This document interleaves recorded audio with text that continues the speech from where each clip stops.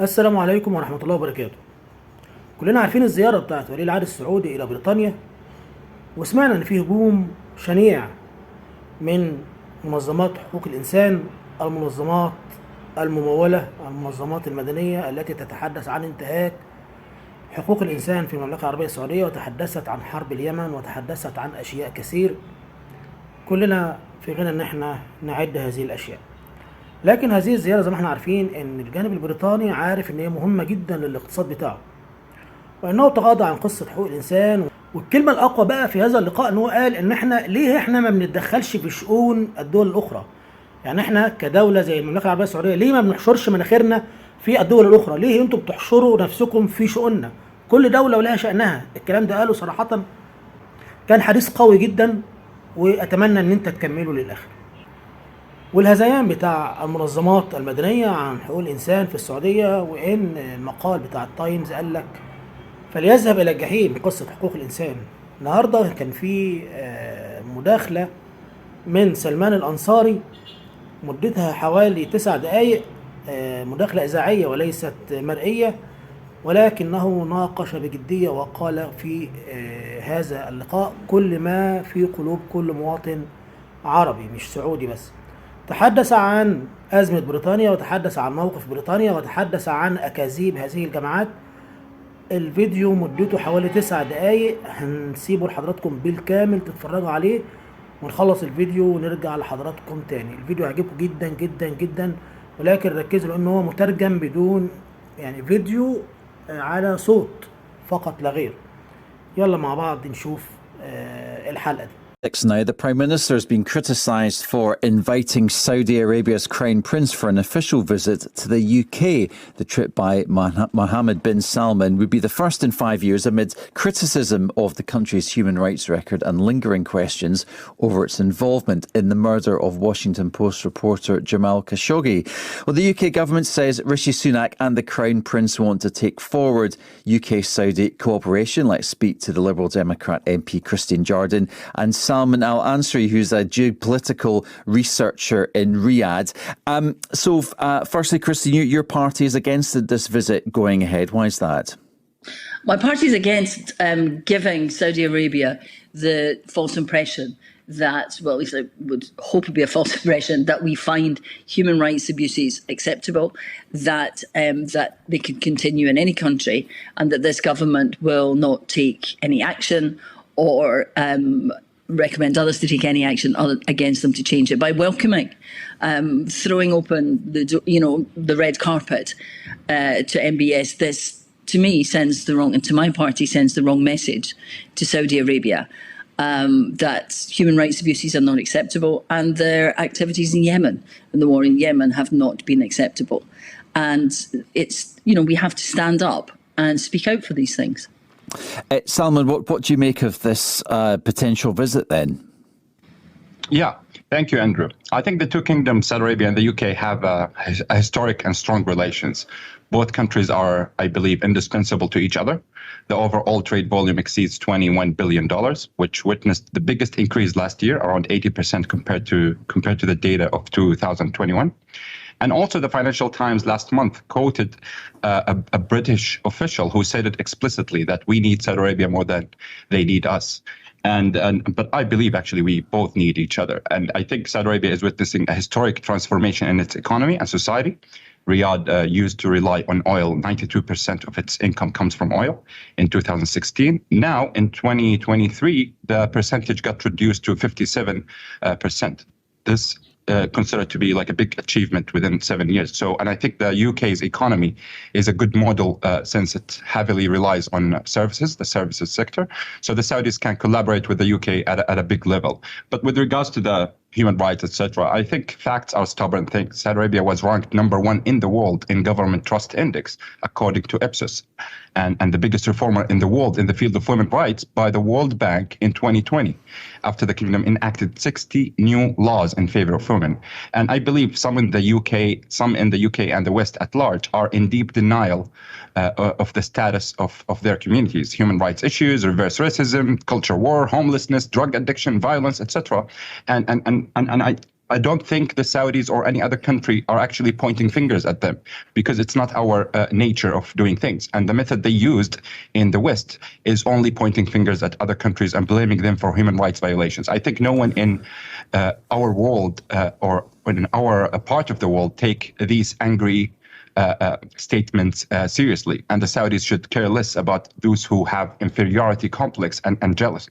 Well, Christine, what do you make about the points that Salman was making there, that that this is a territory which is working to pass new laws to deal with human rights issues, and also that maybe sometimes governments have to act pragmatically when dealing with other countries?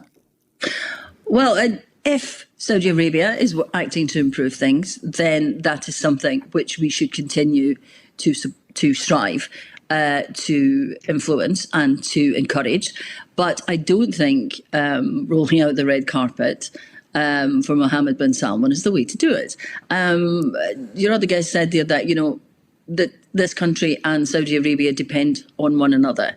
And if Saudi Arabia is dependent on the trade, or trade with the UK is important to Saudi Arabia, then we have to take this opportunity to stand up and say that we do not support human rights violations. And also, there are still questions to be asked about the brutal murder of Jamal Khashoggi, which took place, which horrified everybody in this country, and in which the regime is alleged to have been complicit. Now, it sends the wrong signal if we continue acting in this way. It tells regimes that they can act with impunity, and that we and our allies will do nothing about it. And if there have been changes in Saudi Arabia, maybe because we have been saying, and we have to continue to say, that human rights abuses against the LGBT community, against women, are not acceptable, and that the activity in the war in Yemen, is not acceptable. And we have to make that point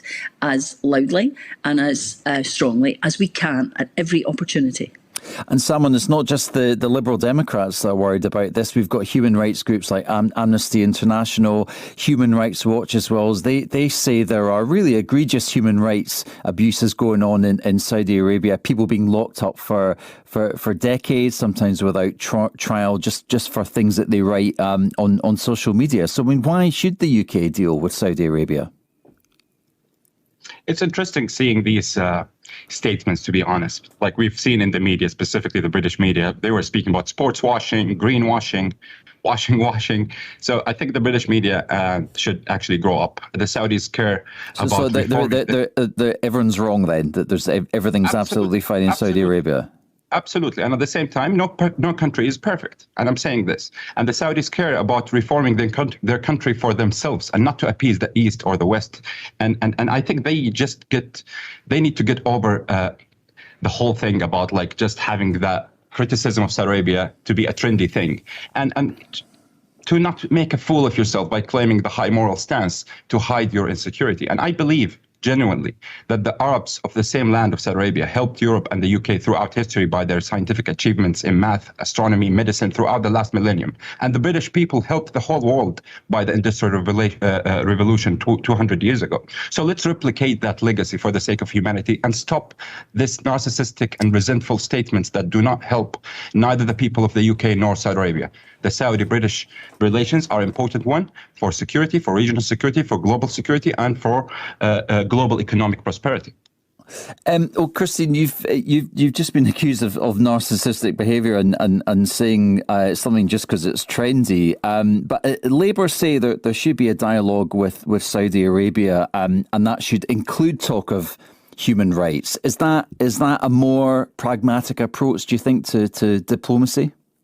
I think all conversations with Saudi Arabia should include talk of human rights, and to regard taking human rights seriously and being concerned about LGBT rights, about people, as you say, being arrested and held, about countries not following international standards. This is not about the United Kingdom. This is about international standards, about how people are treated. And to call that trendy, I think, is not really reflecting what we in this country believe. We believe that human rights are fundamental to a nation's well-being and to a people's well-being and to the rights of people. It's never been trendy. And I think that, on this one thing, I would agree with the Labour Party, that we should always raise these issues, not just with Saudi Arabia, but with every country.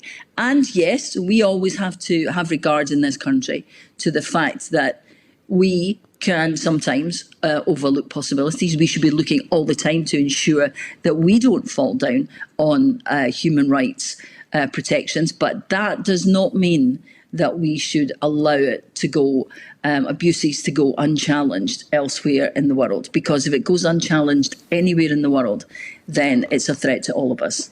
OK, thank you both for joining us this morning. That's the Liberal Democrat MP Christine Jardine and Salman Al-Ansari, who's a geopolitical researcher based in Riyadh. Let's get the headlines now at 7:45.